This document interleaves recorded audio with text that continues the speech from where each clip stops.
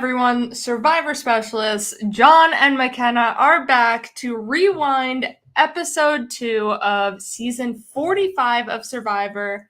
I'm pumped. This was an amazing episode, and I'm ready to talk about it in the past. Yeah, this episode gives us a lot to talk about, but in more of a broader sense than some other episodes have, because it kind of just felt like an old school episode of Survivor. Yes, and for those of you patrons, we will be watching, brace yourselves, the 7th episode of South Pacific. And it's the one with the Jack and Jill reward.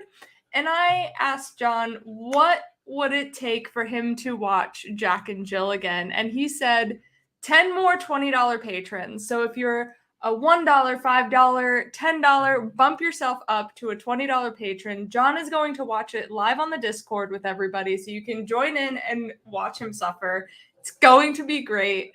So please become a patron, because you can still get in on those games. You'll be down a few points, but the season is young and people can mess up real bad with those power rankings. Okay, I'm going to say we have to get those $10, $20 patrons by the end of the month. Yes, by the end of the month. I think that's the fairest way to do it. By October 31st, as long as we have 10 new $20 patrons, I will watch Jack and Jill on the Discord with the patrons. You don't even have to watch the movie. You can just listen to me complain about the movie the entire time. I am excited. So please, the time is now to become a patron. And anywho, let's talk about the episode. So we have Lulu arriving back at camp, and it's kind of this hostile moment where the person who was supposed to be going home didn't go home. There was the blind side of Hannah being like, get me out of here. And so we were trying to think of what are these camp dynamics after the vote. And it kind of felt similar to Cagayan when Cliff went home and Lindsay was blindsided, and then she lashes out at Trish. Trish is back at her. And that kind of felt a little bit like Emily and Sabaya here. Yeah, it's really interesting because we don't really have this exact scenario where it's okay, we've kind of mercy killed someone in the game, which has prevented us from voting out who we wanted to vote out type of situation. So the closest we can kind of get is one of these blindsides where someone's blindsided so hard that they kind of have this visceral reaction to what's just happened. And it causes that conflict, because what we saw in this last episode of 45, we really saw Emily, saying the words that need to be said, but not meaning the words behind them. And that prompted that response from Sabaya. And yeah, it's exactly like Lindsay and Trish, which is honestly one of the biggest blowups we've ever had post-tribal council, because it literally resulted in someone quitting the game. Yeah. We also have an example from the episode that we are watching over on the Patreon with Edna and Brandon of how, Edna thinks Brandon is throwing up all of these red flags and he should go home, where, Emily is throwing up all of these red flags for everybody. Why isn't she the one going home? So there's some correlation there between that blow up in South Pacific. Yeah, absolutely. And I think the only difference is that because this is a smaller tribe, you don't have someone using Emily the way that Coach was using Brandon. Although there are hints that might be coming in the future. Who knows? Then we get the theme song. We also got Previously On. We did. So a whole bunch of new things, new old things happened this episode. Yeah, this is just a nostalgia blast, right? Phil and Alexa mentioned it in their after show yesterday, where part of that moment that really feels like Survivor is having Ancient Voices playing, watching the names of all the contestants come up, and kind of going through the cast and being yeah, I love that person, I hate that person. And it really brings like this moment where I think a lot of casuals get a better sense of who's on the cast just by seeing them in these opening credits. Yep, for sure. I mean, this is the first, according to the wiki, it's the first episode since $1 Million Night, which was the finale of HHH, that we've seen the opening title sequence. And it's the first episode since There's Gonna Be Blood, the 7th episode of 7th episode of 41. That's what it was. Where we saw the previously on. Yeah, it just felt like coming home. Like that's what I think the big thing with this episode was. It felt like coming home to the Survivor that we know and love because it has these moments. Was this the best ever opening sequence?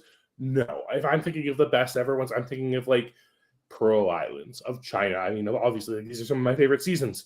Mm-hmm. Or Palau. I think Palau has a fantastic opening sequence. Well, it's because our themes are numbers. Like, yeah, I know. About seasons that have like themes to them. Military, I know. China, pirate. Like, there's big themes to base your intro off of. Yeah, and it's just nice. But like, this is a step in the right direction for Survivor. And I think that's what a lot of this episode was. We'll talk about it a lot in this episode, is that these were steps that I think a lot of the fandom had given up on. Right? Like, yes, we know the auction's coming back this season. We're excited for that. But to have like opening credits, which seems like something that like shouldn't matters so much to the like millions of people who watch this every week. Because at least when, I think Survivor, I think, and like the new crop of people starting to watch Survivor, they're like, what the heck is Ancient Voices? Exactly. I think it brings it back. It's that comfort food. It's, as much as we don't want to admit it, it just feels like it adds so much to an episode. Yeah. After Ancient Voices, we go over to Reba's camp, and basically the theme here is like trees, right? So we have Sifu punching trees, and we have Austin finding out that his idol is by a tree. So there have been so many instances of like trees as these landmarkers for idol clues. So we've had like the tree that hangs over, the tree that forms a Y. I mean, the very first idol was hidden in a tree. Yeah, at the base of a tree. Yeah. No, it was hidden in a tree. Barely in the tree, right? Well, because it was up high. Judd said it was down below, but Gary found it in the tree. He lied. And even if we look at like these idols that Russell was finding in Samoa, right? It's the weird trees. He knew what he was looking for, and he saw this like hollowed out tree in camp. He's like, oh, it's got to be in here. Trees are just such an iconic part of Survivor, which is a weird thing to say. Yeah. But like, weird trees are so important to the history of Survivor, and they kind of like led to that breaking of the game because people have been like, people knew how to. I've got to find these weird trees. That's strange. That stump is weird. Like, a lot of it revolves around trees nowadays, and less about like, if you turn over this rock or go 20 paces. Yeah. What's a pace? What's a pace, McKenna? Well, ask Sandy. Now we're going to head on over to Bello with Katura and Bruce. And Katura's like, yes, this guy, I see right through him, but nobody else does. And we're like, there's got to be moments of that. And we found one of them is Christina Kell from Redemption Island with Boston Rob. And she's just like, I'm not buying into this. People are like, oh my gosh, Boston Rob is on the beach and I'm not buying it. Yeah. I mean, this is extreme example, obviously, that resulted in someone getting voted out right away because they didn't buy into the cult of personality. We're talking about other people who haven't bought into cult of personality. Again, this happens on these captain seasons, right? These seasons where we have returning players playing with new players. We see it in the very next season after Redemption Island, in the season we were talking about on the Patreon. South Pacific? I didn't, but I was about to. South Pacific? The one we're watching for the Patreon? Yes. Right? We have Stacey Powell. We have Christine Shields Markauskas. Just like, they didn't buy into Coach. So much so that they Benjamin. Excuse me. Yes, of course. Benjamin. Yes, of course. Benjamin. And like, it's just such a one-sided hatred. And we don't get it. Like, I think like the last time we saw someone like so opposed to a returning player was Ron Clark in Edge of Extinction. Yeah. Right? Where it's just like, no, you've done this before. We don't need you. We're getting you out of here, right? Like him and Victoria and like their approach to like Eric Hageman and Gavin. Yeah, they all formed like that entire tribe. That entire tribe minus Aurora. Yes. Right? Like and it's just it's so interesting to see it. And the best thing about seeing this from Katurah is that it seems so one-sided because we never see Katurah and Bruce talking to each other in this episode to know how their relationship is outside from Katurah giving us multiple confessionals of, man, I cannot stand Bruce. I am here for Katurah. I just love that she's like, I just feel for those people that aren't like quote unquote misted. That's just like, why aren't you seeing this? So, I'm a big Christine fan. I think she should have went further in South Pacific. So I'm here for Katurah. The next camp we go to, we're going back to Lulu. And we kind of have this, idol hunt that's a group, but it's not really a group idol hunt. It's really just let's stop this one person from finding the idol. So my first thought was when Andrea was just babysitting Malcolm, and it was like the little sister and the big brother kind of thing where, she's just like, so you looking for that idol, eh? And just to make sure that he didn't get it. Yeah, and another instance of that, of course, is in the Braun tribe in Go Wrong, right? Trying to prevent Blondie and from getting the idol, and like that one gets a little violent and is very hostile. But I think that's almost more in tune with kind of what we're seeing here, where it's everyone's going to look for that. Again, we have those type of instances in Cagayan, right? Like we talk about it a lot because it relates to a lot. But that the idol hunted Cagayan when Wu finds Spencer's clue, and it's just like, I hunt on. Like these are these moments that just people do this to prevent certain people from getting it. And as we're seeing, like it's more entertaining in this season, despite the fact that everyone's sharing their idol clues, and like we've talked about that before. Don't share idol clues, but but what's interesting about this is that like this is a group that's trying to prevent one person from finding an idol, but you can't simply do it by finding the idol, because these idols have multiple steps you have to accomplish to get them. Yeah, exactly. It's an interesting dynamic of like where last season we were talking about the group idol hunts as a tribe because the birdcage was out in the open. This episode is a group idol hunt to prevent one person from getting the idol, and it's like all eyes. It's all right, whoever gets it, as long as they don't. Yeah, exactly. I think it's just like this big product of these smaller tribes, right? Where because we have these smaller tribes, I think we're seeing it a lot at this point, where we're seeing groups of 4 form on all 3 of the tribes. Yep. And because of that, people are more willing to share the information about idols and are willing to trust each other more with idols. Yeah. To pivot kind of more towards character, we're going over to Reba, And Julie, we get to hear from her, and I'm excited. Julie is like, I'm going to play up the mom character. Everyone loves a mom, so I'm going to bake cookies and do all the mom things. And that reminded me of some of the mom characters. You know, Mad Dog is more of that kind of like aggressive fun mom where she's like, I counted the condoms in the med kit. Don't go use them.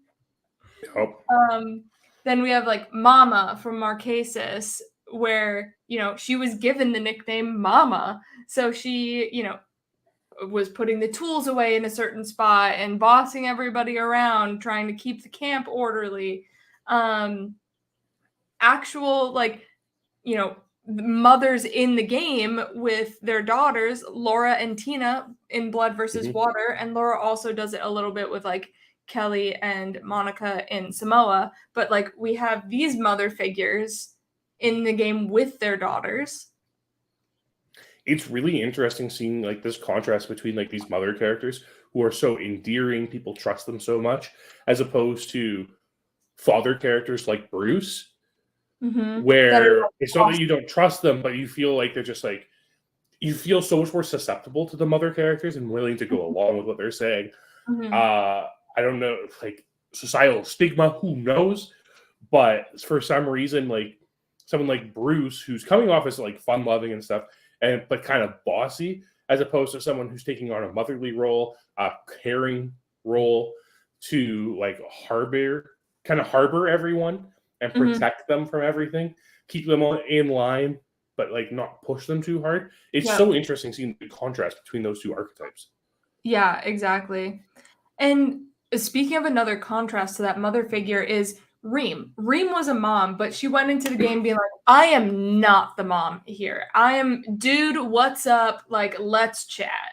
I don't want to be looked at as any form of mother figure, which I don't know if that could have helped her, maybe, if she did play that up a little bit, because she was seen like helping Keith swim and like that kind of thing, where she was doing some motherly things. But if she just played into that a little bit more, maybe she could have lasted a few more days.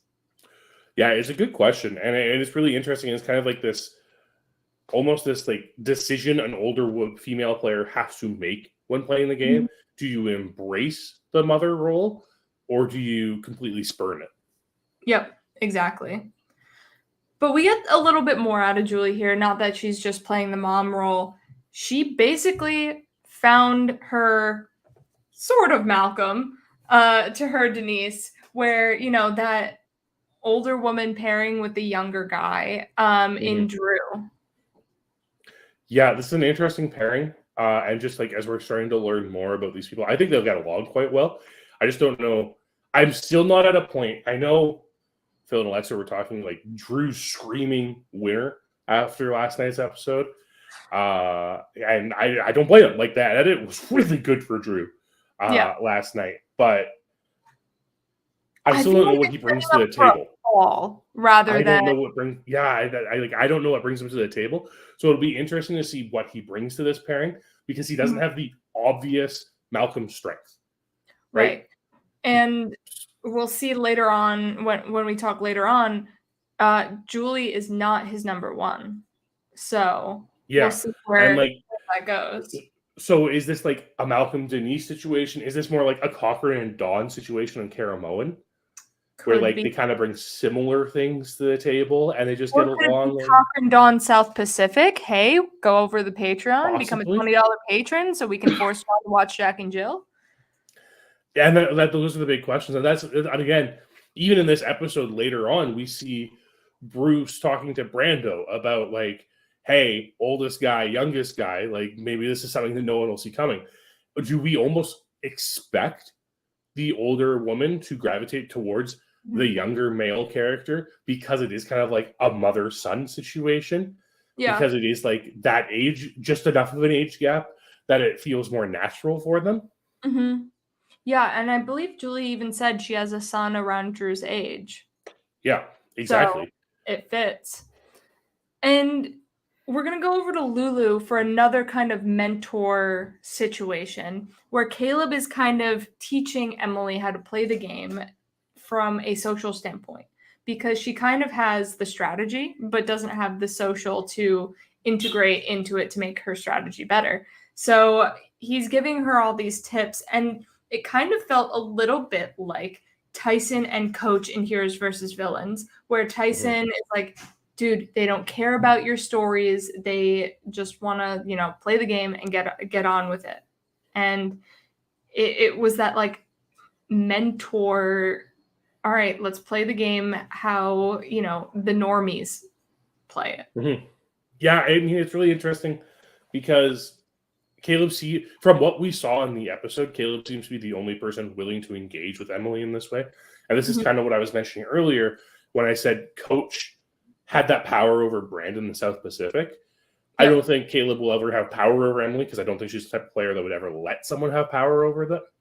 Right. But I do think that this is a similar situation where Caleb will feel more comfortable with Emily moving forward because Emily is strictly his, because he's the one making that relationship. Yeah. And she was comparing herself a lot to Cass in, the pregame, where I do see the Cass arc here, where, episode 1 was, Kagyan Cass, hard, tough, like chaos Cass. And then she's kind of morphing into this second chance Cass, where Sabaya is kind of like Wentworth on Wentworth's birthday, where, I don't trust her. And meanwhile, Cass makes Wentworth that bracelet. And it wasn't a fake idol. It was a bracelet. So, like, I feel like Emily is making those roads to have that, like, fun-loving Cass arc. But I really hope she doesn't, because I really want this villain. I really want her as a villain. And I know that's kind of what everyone's saying. I'm an Emily stan, however she wants to play this game. I am here for Emily as a villain, as a growth arc. I love her. I hate to say it, but I want the relapse so bad. I don't want it to happen immediately. I don't want it to happen immediately. Against the wall, but I don't think it'll be against Lulu. No, if it I don't does, think so it'll either. be against another tribe. Oh, I think you're looking at Emily as a character now who as a player who makes it to the merge, like kind of has this like bit of a redemption arc, and then evolves into this ultimate villain in this season. That's what I'm hoping for, at least. But that being said, Cass is one of the most endearing players like to ever play the game. Just like see the way she talks about things on social media, like she makes sense. And to have another Cass in the form of Emily in this season is wonderful. Yeah. So now we go to the boat. And it's just like every journey, we've seen before. So we're not going to harp on the journey aspect of it. But dear viewers, John and I could not remember where we have seen this tile puzzle before, and we're frustrated. I looked on the wiki. The wiki for this episode has not been updated to talk about the boat. So we don't know where this tile puzzle was from, but we know what's happened before. So yeah, it's definitely happened a couple of times before. In lieu of talking about the certain times that we've seen it and other people's struggles, what are your thoughts here of putting a challenge on the journey? Because this is something new for the journey, where like it's typically, let's talk, do you want to risk your vote or not for the advantage? Or, we'll flip a card, but it's never, you have to like fight for it. Last week we talked about how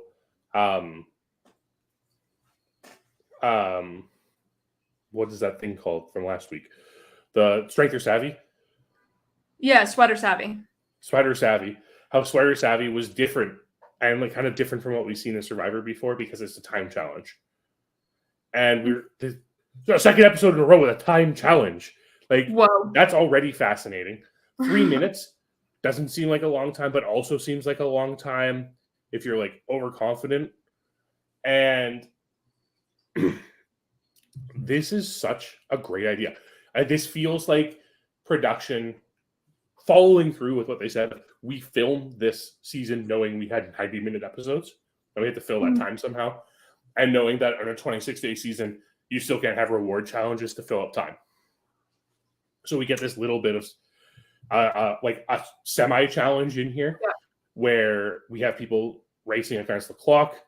It's a little awkward because you can't really tell. Like, it's hard to shoot like that hourglass. Also, hourglasses everywhere. Well, you just got to keep the motif going. If they got rid of the hourglass twist, they got to keep the hourglasses going somewhere. But it's hard to see the hourglass and the progress that either Drew or Brandon is making in this puzzle at the same time. So, so editing tricks and everything, you kind of get an idea of where it is based on like how panicked they're getting. But this is a great way to do this journey. This isn't like last season where it's just like, okay, you have to risk your vote now. Yep. Right? Like, it's just like, okay, we're good. Like, you don't have to risk anything. You have the opportunity to. And here we are laying out exactly what the expectations are for you beforehand. Again, it's just like, it feels like production just learned a lot going into this season. Yeah. So while watching, I was looking at Drew and I'm just like, you're throwing the tiles to the ground. What if something is wrong? What if something happens that's bad? So like, I was so nervous for Drew because we've seen it happen in Survivor Past where like, they're like, where's a piece or like, anything like that. So I was nervous watching Drew. Yeah. Again, like, if the editing makes it so you're like, it's hard to be nervous for them. Yeah. Especially because like they're editing 3 minutes into like a 30-second montage. So it's kind of hard to really gauge how worried you are for someone, but that is something that we have literally seen tribes throw challenges by discarding pieces. Yeah, exactly. We are now going to go over to Reba for the idols and advantages forming bonds within a tribe.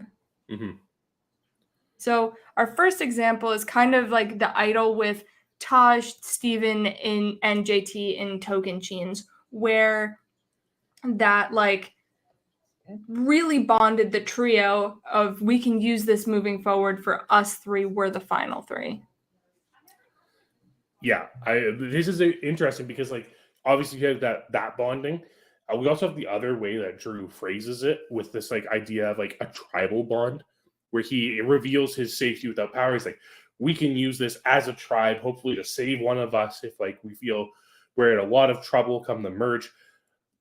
I don't know if the safety without power is the best thing to be leveraging at the merge because like you're getting rid of numbers for votes, but each their own, I guess. And where else there's a tribe strength idol, John? I do. It's episode 7 of South Pacific.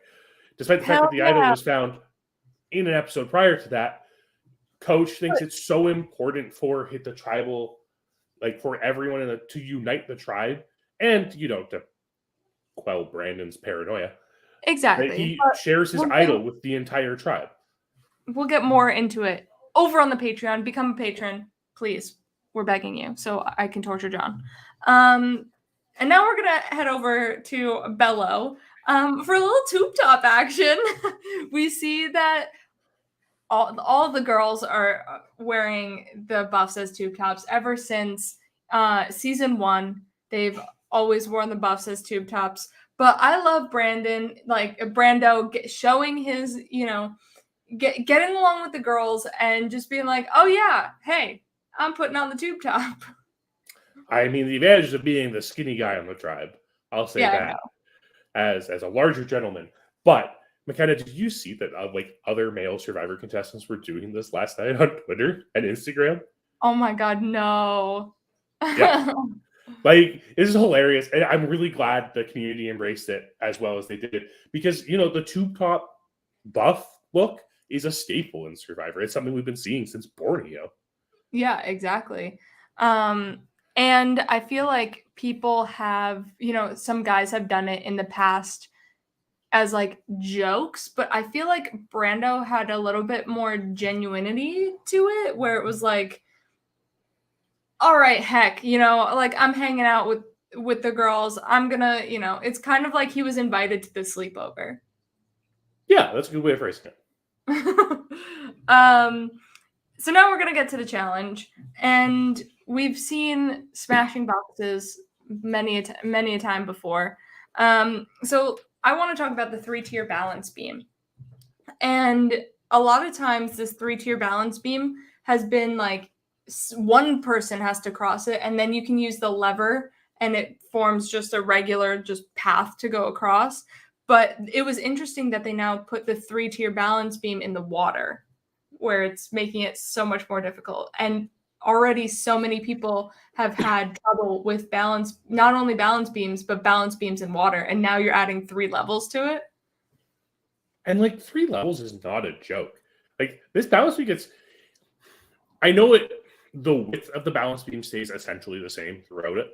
If you look at this balance beam, but just like the motion of lifting your foot up is so dangerous when you're on a balance beam.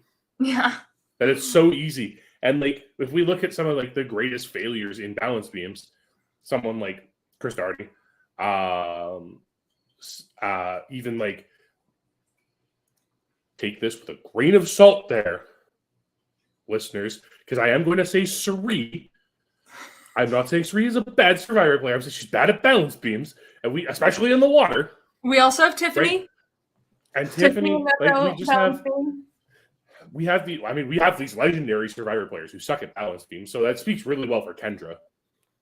Yeah, Kendra, I don't know if you were looking to have children in the future, but you're no longer having them now. Oof. That was bad. It's just one of those things where it's like the simple change from a straight balance beam to a tiered balance beam adds so much more difficulty to this challenge. And then you also have it floating at the same time. Yeah.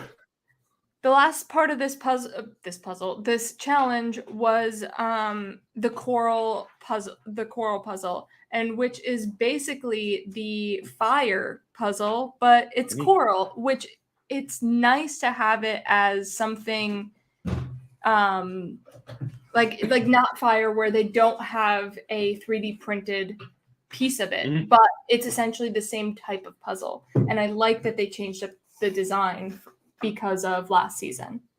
There is a moment where in this challenge where Sean says the branches won't be going towards the middle of the tree. And yes, it's coral, whatever, vernacular. But the point being, these people had to actually look at this puzzle to solve it.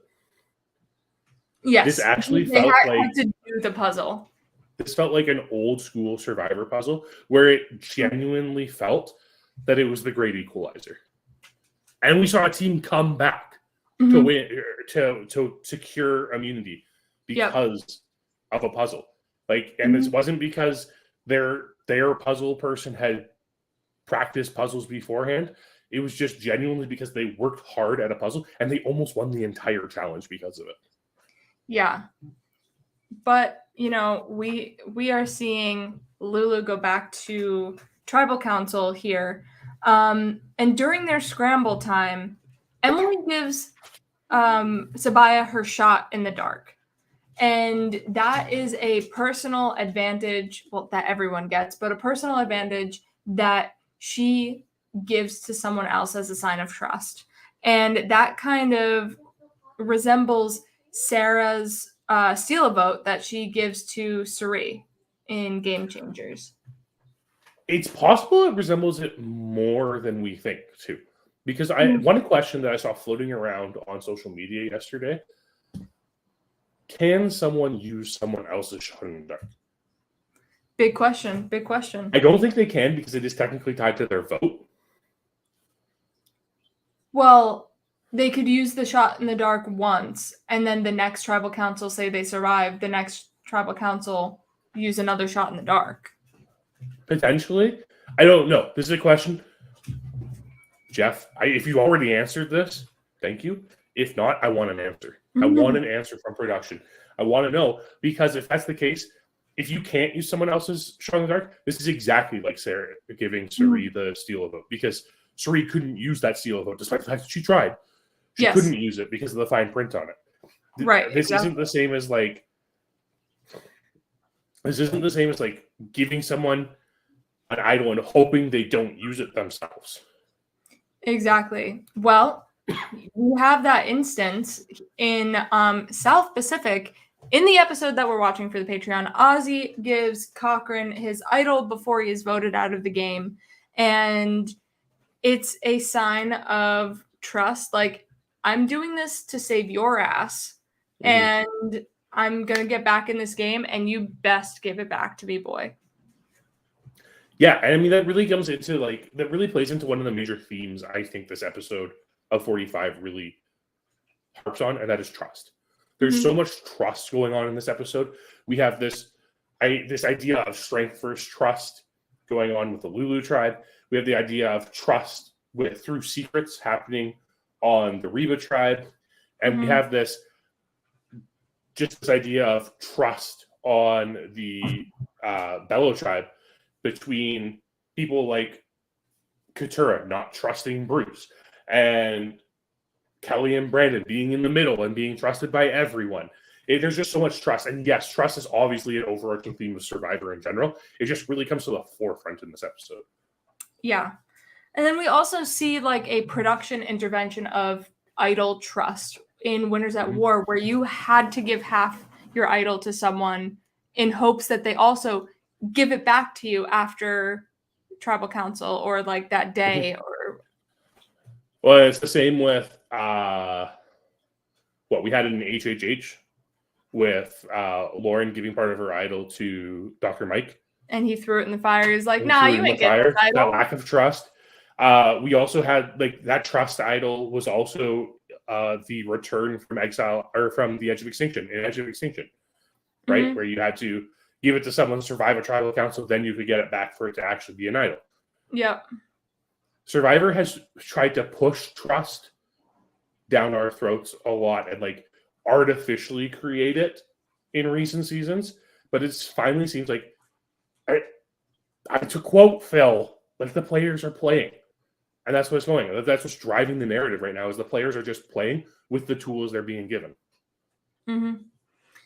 So now after this, we are going to tribal council, and Jeff makes an analogy. Tribal council, I always expect there to be an analogy, whether Jeff just willingly gives it, a contestant willingly gives it, or Jeff has asked someone, hey, you got an analogy for this tribal council? Because we haven't heard one. Analogies in tribal council. We can't just have just a simple question and answer anymore. There always has to be something relating to something in the outside world.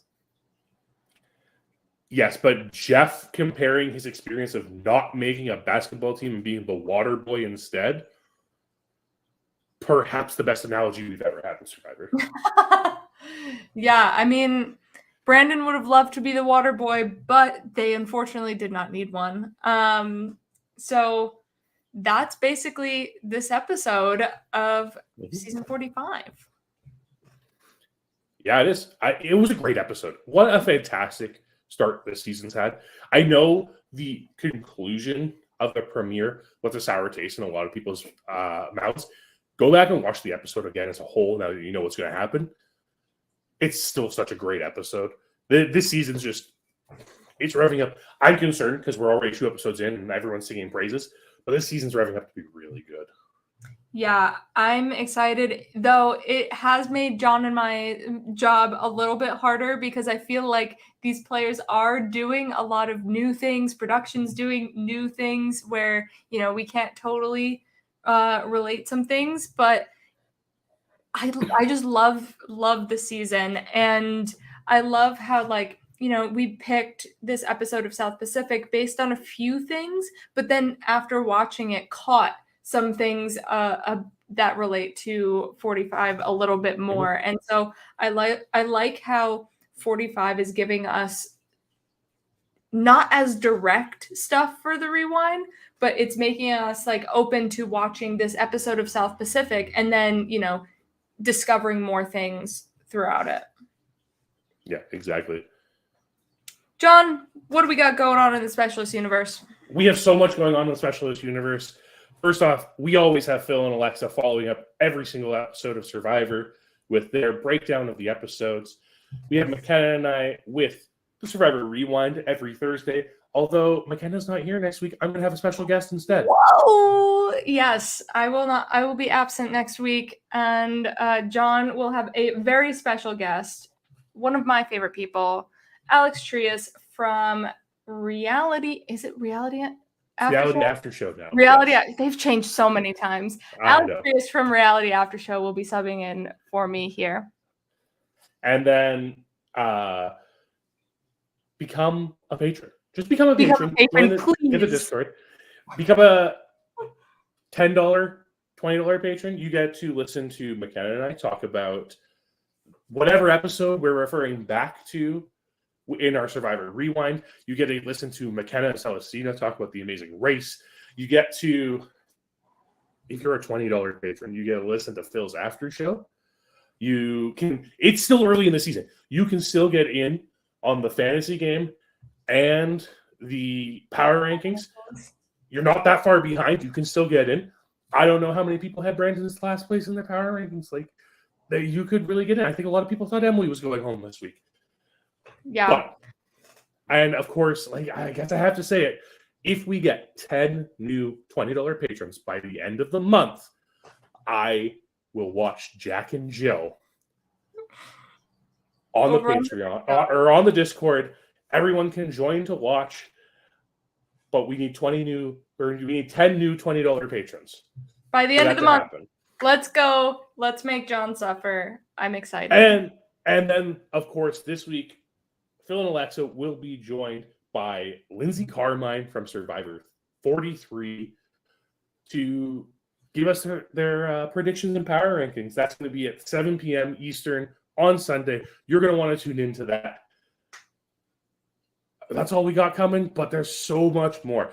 Keep your actually, Phil and Alexa just did their retrospective on like what episodes of Survivor should be 90 minutes. Mm-hmm.